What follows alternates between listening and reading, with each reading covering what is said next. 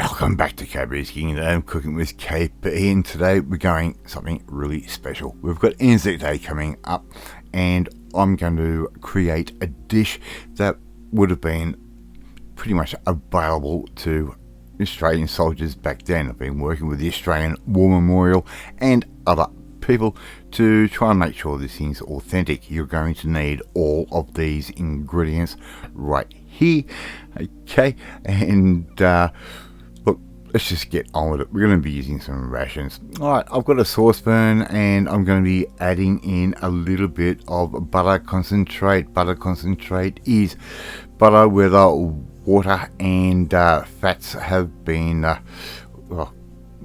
sort of evaporated. Look, we're going to use some ghee. It's exactly the same thing. We're going to melt that down in a pan, just like I'm doing right there. We're going to put in a small onion. They would have had onion or dehydrated onion back there. You can get onion flakes, but look, my spice cupboard is full enough as it is.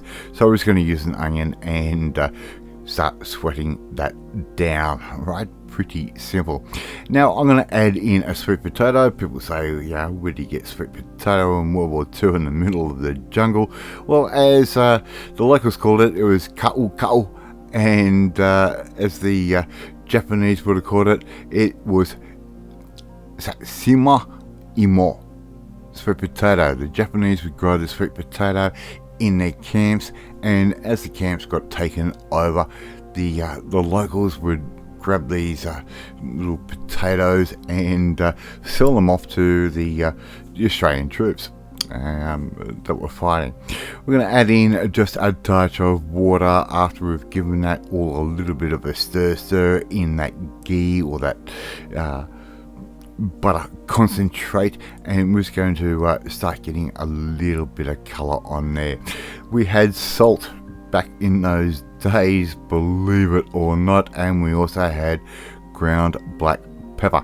So we're not going anything fresh, we're just going anything that was available to the Australian troops at the time. So we're going to give all of that a bit of a stir. Alright, now we also were privileged to have canned tomatoes, so we're going to add a can of those in. They're just a crushed tomato. Not sure in 1945, 1946 whether they were crushed or whether they were whole, but yeah, we're going to put those in and just cook those off. This is a very quick dish, so you can imagine being on the front lines or near the front lines, you need to get things happening. We're going to add in about let's say 2 tablespoons worth of English curry powder. Yes, that was given to the Australian troops, and whether or not you got that on the front line or whether it was in the mess, that is yet to be known. Every now and then we're just going to add in just a touch of water to make sure things don't stick in the bottom of the pan. Alright, so we're just going to keep stirring those through, and the smell already just reminds me when I was a kid back in the 70s in my grandparents' home. Alright, here we have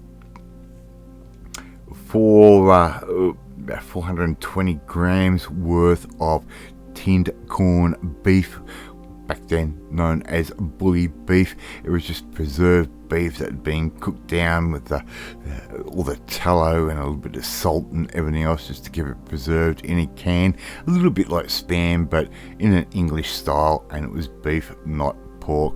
So we've given that a nice little bit of a chunk up, and we're going to throw that in, and before you know it, you're going to have the most amazing World War II Australian Anzac style jungle curry. I don't expect you to make this one at home. If you want to, out of respect for the diggers that did fight way back when, well, please do so. It does taste amazing. Thank you so much for watching this video. Really do appreciate it. If you like this video, hit that like button. It gives me confidence. It should make you feel warm and fuzzy too. Leave a comment. Love reading, love responding to them. Share this video with all your friends on all platforms and social media. We are trying to get the name of KPsKINGDOM out there. And If you want to learn once a year, every now and then, when I do a World War II type recipe, well, you need to come and join the family. My family, hit that subscribe button and you'll never miss another one of my videos again. I've already eaten this curry and it is absolutely amazing, given what a fallen had to put up with and had to live with. Alright, thanks for watching again. I will catch you next time. Bye.